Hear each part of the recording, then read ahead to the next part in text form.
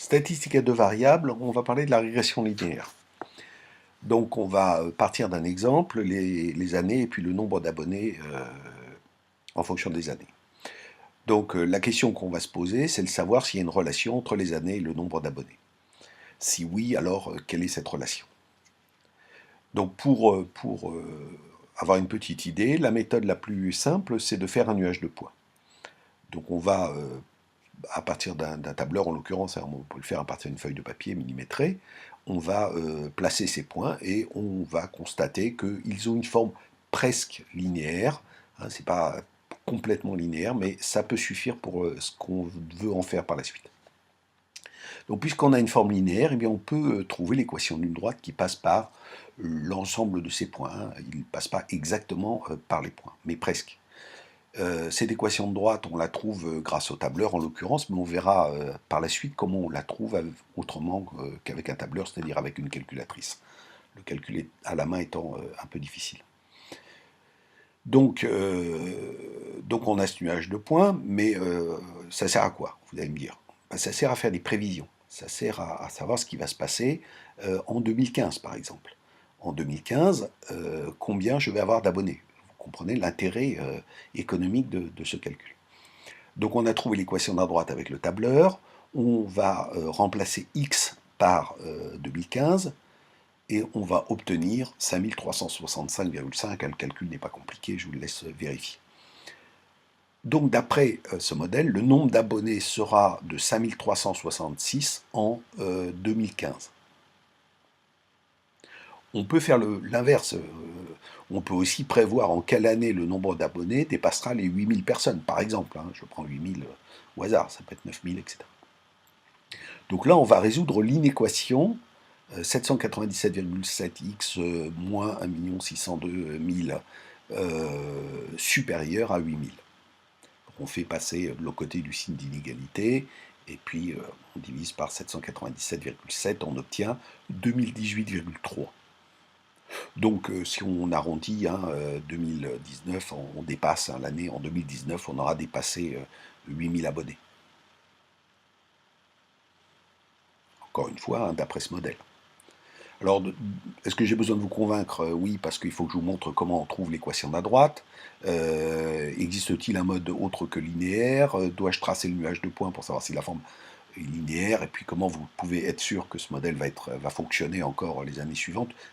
Je vais répondre à ces questions. Comment trouver l'équation de la droite? On a pris la calculatrice, hein, donc c'est la méthode des moindres carrés qu'on utilise ici. On a pris la calculatrice et on va en mode stat. On va rentrer liste 1, liste 2, donc en liste 1 les années, en liste 2 le nombre d'abonnés.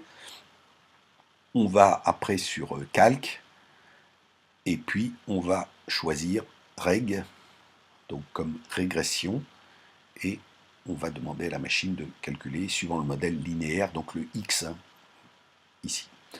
Ça nous donne une équation de la forme y égale x plus b, et on obtient l'équation qu'on a trouvée tout à l'heure, sans vous dire comment je l'avais trouvée, mais avec le tableur. Doit-on tracer le nuage de points pour savoir s'il est une forme linéaire? Là encore non, il existe un outil qui s'appelle le coefficient de corrélation. Ce coefficient de corrélation, il se calcule de la même façon, hein, vous l'avez vu quand vous avez trouvé l'équation de la droite, au même endroit, hein, dans reg, et on obtient une valeur qui, plus elle est proche de 1 ou de moins 1, les deux sont possibles, meilleure elle est. Et donc, plus on peut en déduire une équation de droite. Elle est pertinente, hein, on pourra l'utiliser. N'existe-t-il que des modèles linéaires? Non, évidemment que non. Modèle linéaire, c'est même le plus rare. Hein, on n'a pas une croissance infinie, donc ça sera plutôt des formes de fonctions un peu plus compliquées. Mais dans ce cas, dans cette vidéo, on va s'intéresser qu'à ce modèle. Peut-on être sûr de la prévision? Là, encore une fois, non. S'il se passe un imprévu, je ne sais pas moi, un tremblement de terre, évidemment que cette prévision n'a plus aucun sens. C'est pour ça qu'elle n'est valable que sur une période assez courte, donc prévoir ce qui va se passer l'année d'après, etc. Un complément, c'est le point moyen, le calcul du point moyen des années et puis du nombre d'abonnés. Donc XG, c'est la valeur moyenne de l'axe des abscisses, et YG, c'est la valeur moyenne de l'axe des ordonnées. Vous voyez comment il se calcule ici, mais vous pouviez l'avoir directement avec votre calculatrice. Je vous montre tout de suite comment. On est toujours dans Stat, on a déjà rentré nos valeurs, on ne va pas sur Règle cette fois, on va aller sur var2, ou de var d'ailleurs, et on clique sur OK, et là on a X bar et Y bar, donc 2012 et 2323,4. Alors ce point moyen, la particularité, c'est qu'il se trouve sur la droite de régression. Alors que faut-il retenir? Il faut retenir que pour étudier une série statistique à deux variables, on trace un nuage de points, si c'est demandé, on calcule le coefficient de corrélation, et si celui-ci est proche de 1 ou moins 1, alors on peut trouver et calculer une droite de régression, elle sera pertinente, elle aura un sens pour la suite de notre étude, et puis par la suite on peut faire des prévisions en fonction de ce modèle, ce qui est le but recherché.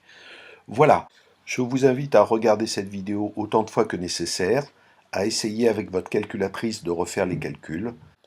À bientôt.